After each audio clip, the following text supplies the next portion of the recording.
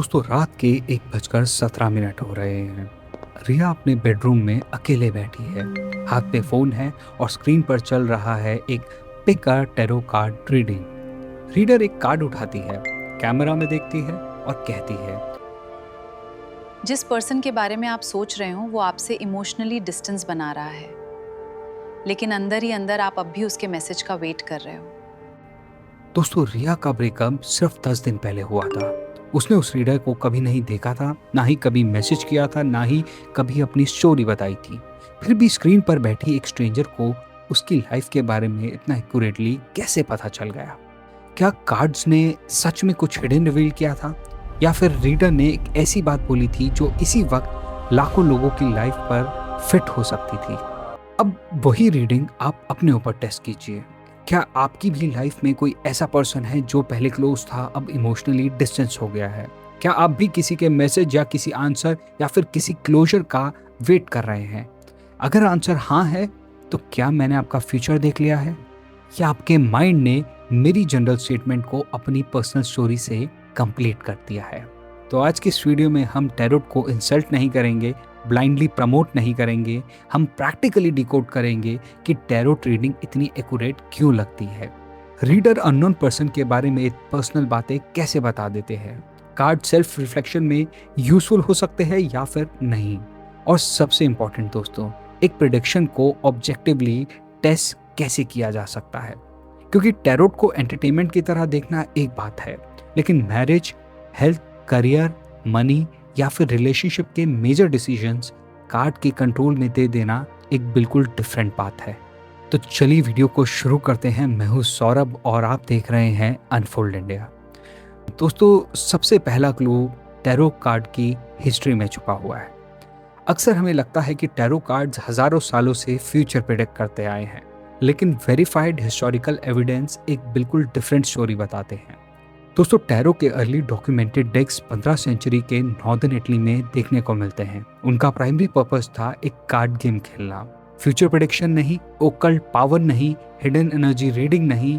Tarot का organise Fortune telling और spiritual divination से स्ट्रॉन्ग कनेक्शन काफी बाद में डेवलप हुआ, पर्टिकुलरली 18th सेंचुरी, वो भी यूरोप में। इस फैक्ट का मतलब ये नहीं है कि modern spiritual interpretation automatically meaningless है, लेकिन इतना जरूर क्लियर हो गया कि tarot card originally future predict करने के लिए क्रिएट नहीं किए गए थे। तो किसी चीज का पुराना होना उसके सुपर नेचुरल होने का प्रूफ नहीं होता। लेकिन हिस्ट्री से भी बड़ा मिस्ट्री अभी बाकी है। आज का टैरो रीडर किसी अननोन पर्सन की पर्सनैलिटी और इमोशंस इतने एक्यूरेटली कैसे डिस्क्राइब कर देता है? इसका फर्स्ट पॉसिबल आंसर कार्ड्स में नहीं, आपके माइंड में है। अब एक छोटा सा एक्सपेरिमेंट करते हैं। मैं आपके बारे में 4 स्टेटमेंट्स बोलूं। हर स्टेटमेंट के बाद मेंटली डिसाइड कीजिए कि करेक्ट या रॉन्ग।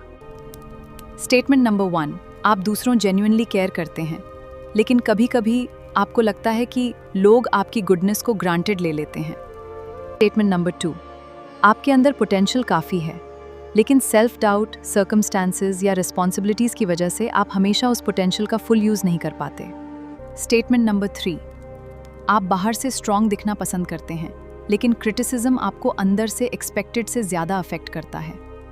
स्टेटमेंट नंबर 4, आपकी लाइफ में अभी कोई एक डिसीजन है जिसमें आप क्लैरिटी चाहते हैं, लेकिन अभी तक फाइनल चॉइस नहीं कर पा रहे। कितने स्टेटमेंट करेक्ट लगे? 1, 2 या फिर चारों? मैंने आपका फेस नहीं देखा, आपकी एज नहीं पता, आपका प्रोफेशन नहीं पता, रिलेशनशिप स्टेटस नहीं पता, फिर भी चांसेस हैं कि इनमें से मल्टीपल स्टेटमेंट्स आपको पर्सनली एक्यूरेट लगे होंगे। साइकोलॉजी में इस स्टेटमेंट को कहते हैं बैनम इफेक्ट या फिर फॉरर इफेक्ट। सिंपल लैंग्वेज में, जब एक ब्रॉड स्टेटमेंट बहुत सारे लोगों पर अप्लाई हो सकती है, लेकिन हमें लगता है कि वो स्पेसिफिकली हमारे लिए बोली गई। दोस्तों 1940s में साइकोलॉजिस्ट बर्टम फॉरर ने स्टूडेंट्स को पर्सनली टेस्ट किया। बाद में हर स्टूडेंट्स को एक पर्सनलाइज पर्सनालिटी रिपोर्ट मिलती है। स्टूडेंट्स ने उस रिपोर्ट को हाईली एक्यूरेट बताया, लेकिन रिवील ये था कि सभी स्टूडेंट्स को एग्जैक्टली सेम रिपोर्ट दे दी गई थी। इस एक्सपेरिमेंट से ये प्रूव नहीं होता कि टैरो रीडिंग जनरल होती है, ये सिर्फ इतना डेमोन्स्ट्रेट करता है कि मुझे एक्यूरेट मिला। साइंटिफिक एक्यूरेसी का कंप्लीट प्रूफ नहीं होता। रिया ने जब सुना कि आप क्लोजर का वेट कर रहे हो। तो उसने अपने एक्स को इमेजिन किया। एक होम मेकर वही लाइन सुनकर फैमिली कॉन्फ्लिक्ट इमेजिन कर सकती है। एक स्टूडेंट, एग्जाम रिजल्ट, एक एम्प्लॉय, प्रमोशन। स्टेटमेंट सेम था, लेकिन हर बार लिसनर ने अपनी लाइफ से उसका ब्लैंक स्पेस फिल कर दिया। जो बात पर्सनल फील हो, जरूरी नहीं कि वो यूनिकली पर्सनल भी हो। लेकिन दोस्तों, कुछ टैरो रीडर्स जनरल स्टेटमेंट से काफी आगे निकल जाते हैं। वो रिलेशनशिप प्रॉब्लम, फैमिली टेंशन या किसी स्पेसिफिक पर्सन तक पहुंच जाते हैं। तो अब आप एक इमेजिनरी कंसल्टेशन देखिए। रीडर बोलता है, मुझे आपके अराउंड एक मेल एनर्जी फील हो रही है। कम्युनिकेशन में प्रॉब्लम हुई ना? क्लाइंट हल्का सा नोट करता है। क्लाइंट कहता है, मेरा एक्स। तो रीडर कहता है, एग्जैक्टली यही रिलेशनशिप इमोशनली अनफिनिश्ड है। अब ध्यान से देखिए, एग्जैक्ट इंफॉर्मेशन किसने प्रोवाइड करी। रीडर ने पहले बोला मेल एनर्जी, ये बहुत ब्रॉड था। फिर पूछा, कम्युनिकेशन इशू है? क्लाइंट ने रिएक्शन दिया। फिर 2 ऑप्शन दिए, रोमांटिक या फिर फैमिली। क्लाइंट ने खुद आंसर दिया, एक्स। और एंड में रीडर ने क्लाइंट की दी हुई इंफॉर्मेशन को एक कॉन्फिडेंस स्टेटमेंट में कन्वर्ट कर दिया। इस टाइप के प्रोसेस को कोल्ड रीडिंग से एक्सप्लेन किया जा सकता है। कोल्ड रीडिंग में रीडर यूज कर सकता है आपकी एज, आपके कपड़े, आपके facial expression, voice, body language, emotional reaction और हाई प्रोबेबिलिटी गेसेस। गेस किया, रिएक्शन देखा, स्टेटमेंट एडजस्ट की, फिर स्पेसिफिक साउंडिंग कंक्लूजन दे दिया। लेकिन यहाँ बैलेंस रहना बहुत ज़रूरी है। हर टैरो रीडर कॉन्शियसली मैनिपुलेट नहीं करता। कुछ रीडर ह्यूमन बिहेवियर ऑब्जर्व करने में नेचुरली स्किल्ड हो सकते हैं, कुछ कॉन्शियसली क्लूज नोटिस करते हैं और कुछ इंट्यूटिवली। रीडर को खुद रियलाइज ना हो कि उसने क्लाइंट के रिएक्शन से इंफॉर्मेशन पिक की, क्लाइंट को भी रियलाइज ना हो कि उसने कितनी इंफॉर्मेशन सप्लाई की। तो अब आप अपनी लास्ट टैरो रीडिंग याद कीजिए। रीडर ने कितनी बातें आपसे बिना पूछे डायरेक्टली बताई थी और कितनी इंफॉर्मेशन आपने हाँ, एक्चुअली या एक्सप्लेनेशन देते हुए रिवील की थी। कभी कभी रीडिंग सिर्फ रीडर्स नहीं बताते, लिसनर्स भी अननोइंगली उसे कंप्लीट कर देते हैं। अब बात करते हैं दोस्तों, ऑनलाइन पिक का कार्ड रीडिंग इतनी एक्यूरेट क्यों लगती है। ऑनलाइन पिक का कार्ड वीडियो में रीडर आपका फेस नहीं देख रहा, तो वहाँ रीडिंग इतनी एक्यूरेट कैसे लगती है। ऐसी वीडियोस यूजुअली एक लार्ज ऑडियंस के लिए बनाए जाते हैं। रीडर अक्सर कहता है, ये मैसेज सबके लिए नहीं है, सिर्फ वही टेक कीजिए जो आपके साथ रेजोनेट करे। इमोशनली ये स्टेटमेंट कंफर्टिंग लग सकती है, लेकिन ऑब्जेक्टिव टेस्टिंग में ये एक प्रॉब्लम क्रिएट करती है। जो लाइन करेक्ट लगी आपने एक्सेप्ट कर ली, जो रॉन्ग लगी आपने कहा ये मेरे लिए नहीं है। अब ये सोचिए कि ऐसे सिस्टम में रीडिंग रॉन्ग प्रूव कैसे हो सकती है। अगर रिलेशनशिप इंप्रूव हो गया तो प्रेडिक्शन करेक्ट थी, अगर रिलेशनशिप एंड हो गया तो कार्ड ट्रांसफॉर्मेशन दिख रहे थे, टाइमिंग चेंज हो गई। हर रिजल्ट के बाद प्रेडिक्शन का मीनिंग चेंज किया जा सकता है, लेकिन किसी भी प्रेडिक्शन को फेयरली टेस्ट करने के लिए सबसे पहले ये क्लियर होना चाहिए कि प्रेडिक्शन एग्जैक्टली क्या कह रही है, कब तक होनी चाहिए, कौन सा रिजल्ट उस प्रेडिक्शन को रॉन्ग प्रूव कर सकता है। सिंबॉलिक इंटरप्रिटेशन में फ्लेक्सिबिलिटी यूजफुल हो सकता है, लेकिन फ्यूचर प्रेडिक्शन को साइंटिफिकली टेस्ट करने में वही फ्लेक्सिबिलिटी वीकनेस बन जाती है। अब रिया की स्टोरी पर दोस्तों वापस आते हैं। रिया ने एक रीडिंग में 5 प्रेडिक्शन सुनी। पहली, एक्स 3 हफ्तों में मैसेज करेगा। दूसरी, एक न्यू अपॉर्चुनिटी आएगी। तीसरी, एक फीमेल फिगर से कन्फ्लिक्ट होगा। चौथी, इमोशनल हीलिंग बिगिन होगी। और 5वीं, अनएक्सपेक्टेड एक्सपेंस हो सकते हैं। 3 हफ्ते बीत गए, एक्स का मैसेज नहीं आया, न्यू अपॉर्चुनिटी भी नहीं आई, लेकिन रिया की अपनी मदर से आर्ग्यूमेंट हो गई और उसका फोन रिपेयर में चला गया। रिया ने एक फ्रेंड को मैसेज किया कि टैरो रीडिंग की 2 बातें बिल्कुल एक्यूरेट निकली, लेकिन टोटल प्रेडिक्शन कितनी थी? 5। करेक्ट या पार्शली मैचिंग कितनी थी? 2। रिया को हिट्स याद रहे, मिसेस क्वाइटली डिसअपीयर हो गए। इसमें कंफर्मेशन बायस और सिलेक्टिव मेमोरी रोल प्ले कर सकते हैं। कंफर्मेशन बायस का सिंपल मीनिंग होता है हम उन चीज़ों को ज़्यादा नोटिस करते हैं जो हमारी एग्जिस्टिंग बिलीफ को सपोर्ट करती हैं, और उस बिलीफ को अगेंस्ट होते हैं उसे इग्नोर करते हैं, एक्सप्लेन अवे करते हैं, जो जल्दी भूल सकते हैं। करेक्ट प्रेडिक्शन स्क्रीनशॉट बन जाती है, रॉन्ग प्रेडिक्शन साइलेंटली एक्सपायर हो जाती है। एक्यूरेसी का इल्यूजन तब बनता है जब हिट्स का एल्बम हो और मिसेस का रिकॉर्ड ही ना हो। तो अब आप एक किसी मेमोरेबल प्रेडिक्शन को याद कीजिए। आपको सेशन की सारी रॉन्ग स्टेटमेंट्स भी याद है क्या, या सिर्फ वो लाइन जो बाद में मैच हो गई? अब तक आपको लग रहा होगा कि आंसर सिर्फ साइकोलॉजी है, लेकिन एक क्वेश्चन अभी भी बचा है। कुछ रीडिंग डिस्टर्बिंगली स्पेसिफिक क्यों लगती हैं? मान लीजिए रीडर कहता है कि आपके घर में रिसेंटली ब्लू कलर की कोई इंपॉर्टेंट ऑब्जेक्ट ब्रेक हुई है और कल ही आपका ब्लू कॉफी मग अचानक से टूट चुका था। ये नॉर्मल बानम स्टेटमेंट नहीं है, तो इसका एक्सप्लेनेशन क्या हो सकता है? Possibility number 1, coincidence. Possibility number 2, reader को social media, booking form, comments या फिर किसी प्रीवियस कन्वर्सेशन से इंफॉर्मेशन मिली हो। और नंबर 3, सेशन के बीच में आपने कोई क्लू दिया हो लेकिन कॉन्शियसली नोटिस नहीं किया हो। नंबर 4 हो सकता है रीडर ने बहुत सारे गेसेस किए हो लेकिन आपको सिर्फ एक अनयूजुअल हिट ही याद रह गया हो। और नंबर 5, रीडर की ऑब्जर्वेशन या इंट्यूशन जेन्युइनली शार्प हो। और बिलीवर की इंटरप्रिटेशन हो सकती है कि कार्ड्स एनर्जी या स्पिरिचुअल कनेक्शन से इंफॉर्मेशन रिवील हुई है। साइंस किसी पर्सनल स्पिरिचुअल इंटरप्रिटेशन का इंसल्ट नहीं करता, लेकिन कॉज डिसाइड करने से पहले नेचुरल एक्सप्लेनेशन को कंट्रोल करना जरूरी होता है। एक high specific heat genuinely surprising हो सकता है, लेकिन हिट होने से सिर्फ इवेंट कंफर्म नहीं होता। उस इवेंट का कॉज सुपरनैचुरल था ये ऑटोमेटिकली कंफर्म नहीं होता। जब लैक्स ऑफ व्यूअर्स, हजारों रीडर्स और डेली मल्टीपल प्रेडिक्शन इन्वॉल्व होती हैं, तो कुछ शॉकिंग कोइंसिडेंसेस नेचुरली अपीयर हो सकते हैं। क्योंकि अपॉर्चुनिटीज जितनी ज्यादा होंगी, अनयूजुअल मैच मिलने के चांसेस भी उतने ज्यादा होंगे। लेकिन एंड से पहले मैं आपको एक प्रैक्टिकल मेथड दूंगा जिससे आप फ्यूचर रीडिंग को मेमोरी से नहीं बल्कि एविडेंस से टेस्ट कर सकते हैं। टैरोट से कन्विंस होना लो इंटेलिजेंस का साइन नहीं है। एजुकेशन और रैशनल लोग भी ब्रेकअप एक्सपीरियंस करते हैं, अनसर्टेनिटी फील करते हैं, फैमिली को लेकर एंशियस होते हैं, करियर में कंफ्यूज होते हैं और कभी कभी सिर्फ ये चाहते हैं कि उनकी बात पेशेंटली कोई सुन ले। जब फ्यूचर अनक्लियर हो तो क्लियर साउंडिंग आंसर्स पावरफुल लगते हैं। जब रीडर कामली सुनता है, जज नहीं करता और आपके इमोशंस को वर्ड्स देता है, तो आपको जेन्युइनली रिलीफ मिल सकता है। वो रिलीफ फेक होना जरूरी नहीं है, एक्सपीरियंस मीनिंगफुल भी हो सकता है, लेकिन इमोशनल रिलीफ और फ्यूचर प्रेडिक्शन एक्यूरेसी 2 अलग क्लेम्स हैं। इस कन्वर्सेशन ने मुझे अपने इमोशन समझने में काफ़ी हेल्प की। ये पर्सनल एक्सपीरियंस है। कार्ड्स ऑब्जेक्टिवली फ्यूचर जानते हैं, ये टेस्टेबल क्लेम है। किसी एक्सपीरियंस का इमोशनली रियल होना उसकी सुपरनैचुरल एक्सप्लेनेशन को ऑटोमेटिकली रियल नहीं बनाता।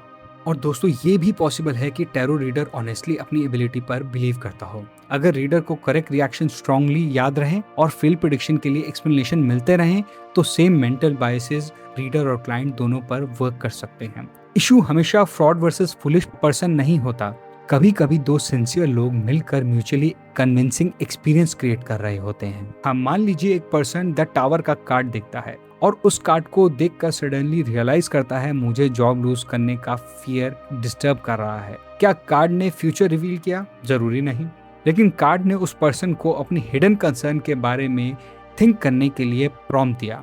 इमेजेस, सिंबल्स और रैंडम क्वेश्चंस कभी कभी हमें अपने इमोशंस को वर्ड देने में काफी हेल्प कर सकते हैं। तो इस सेंस में टैरो को यूज किया जा सकता है जर्नलिंग प्रॉम्प्ट के रूप में, कन्वर्सेशन स्टार्टर के रूप में या सेल्फ रिफ्लेक्शन टूल के रूप में। जैसे कि इस कार्ड को देखकर मुझे क्या फील हो रहा है, मैं किस फियर को अवॉइड कर रहा हूँ, मेरे कंट्रोल में एक्चुअली क्या है। लेकिन डिफरेंस क्लियर रखिए, रिफ्लेक्शन और प्रेडिक्शन सेम नहीं है। इस कार्ड ने मुझे अपने ऑप्शंस एक्सप्लोर करने में काफ़ी हेल्प करी। एक रिफ्लेक्टिव यूज़ है। कार्ड ने कहा है इसीलिए मेडिसिन स्टॉप कर दो, ये एक डेंजरस एडवाइस है। कार्ड के अकॉर्डिंग पार्टनर डिसलॉयल है, इसीलिए बिना एविडेंस रिलेशनशिप को एंड कर दो, ये एक सीरियस डिसीजन आउटसोर्सिंग है। कार्ड कहता है कि इन्वेस्टमेंट गारंटेड प्रॉफिट देगा, लेकिन ये एक फाइनेंशियल रिस्क है। Tarot reader, licensed doctor, therapist, lawyer ये फाइनेंशियल एडवाइजर का सब्स्टिट्यूट नहीं हो सकते। रिया ने पहले सिर्फ एक रीडिंग देखी और फिर एक और फिर डेली फिर सेम क्वेश्चन अलग अलग रीडर से पूछना स्टार्ट किया, जैसे कि मेरा एक्स कब तक वापस आएगा। एक ने बोला 7 डेज, दूसरे ने बोला 3 वीक्स, तीसरे ने बोला डिवाइन टाइमिंग्स और एक्सपेक्टेड मैसेज नहीं आया। लेकिन रिया ने ये कंक्लूड नहीं किया कि प्रेडिक्शन फेल हो गई। उसने और रीडिंग्स को सर्च किया, यही हार्मलेस क्यूरियोसिटी इमोशनल डिपेंडेंस बन सकती है।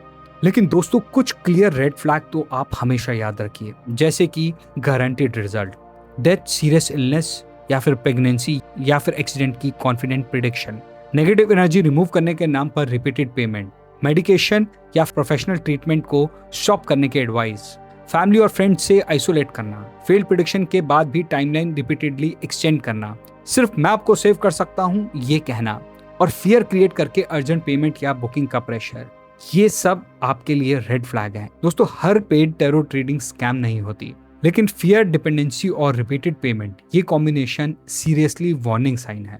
अब वो प्रैक्टिकल टेस्ट जो मैंने आपसे प्रॉमिस किया था, इसका नाम है prediction proof check.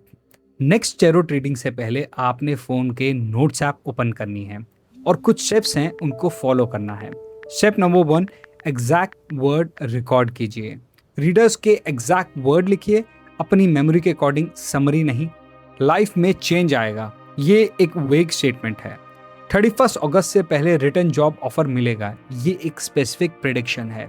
Step number 2, clear deadline, सून, कमिंग मंथ्स, डिवाइन टाइमिंग्स, इन्हें क्लियर डेडलाइन नहीं माना जा सकता। प्रेडिक्शन टेस्ट करनी होगी तो टाइम लिमिट फिक्स्ड होनी चाहिए। स्टेप नंबर 3, मीनिंग पहले लॉक कीजिए। प्रेडिक्शन का मीनिंग इवेंट से पहले डिसाइड कीजिए, बाद में आउटकम के अकॉर्डिंग इंटरप्रिटेशन चेंज मत कीजिए।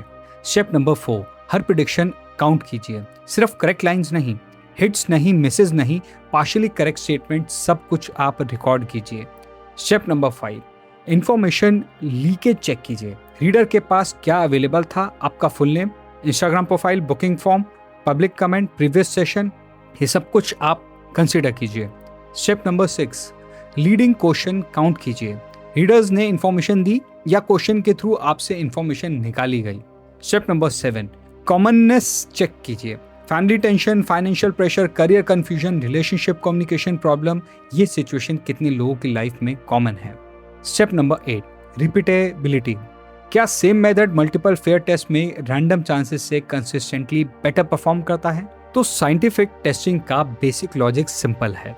अगर कोई मेथड फ्यूचर प्रेडिक्ट करता है तो क्लियरली रिकॉर्डेड, फेयरली कंट्रोल्ड और रिपीट किए गए टेस्ट में उसकी एक्यूरेसी रैंडम चेक से कंसिस्टेंटली बेटर होनी चाहिए।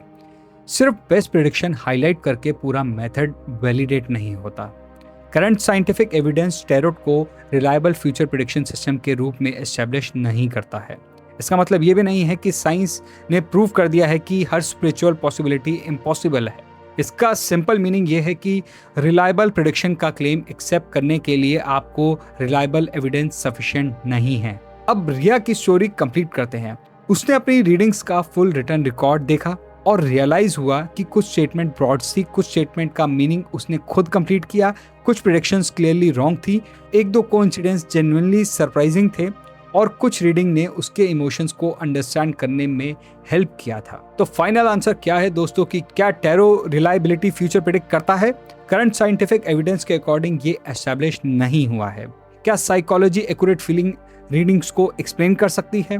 बहुत सारे केसेस में ये हाँ है। Barnum effect, confirmation bias, selective memory, cold reading, flexible interpretation, probability, coincidence और इमोशनल वैलिडेशन, ये सब एपरेंट एक्यूरेसी में रोल प्ले करते हैं। क्या टैरो रीडर डिसऑनेस्ट है? ऐसा नहीं है। रीडर सिंसियर हो सकता है, ह्यूमन इमोशन समझने में स्किल्ड हो सकता है, अपने मेथड पर ऑनेस्टली बिलीव कर सकता है और फिर भी उसका मेथड ऑब्जेक्टिवली फ्यूचर प्रेडिक्ट ना करता हो।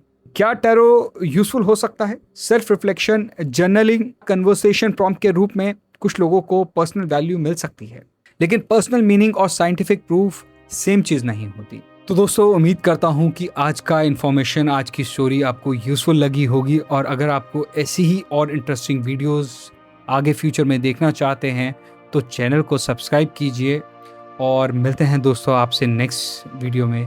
तब तक के लिए धन्यवाद। Stay safe.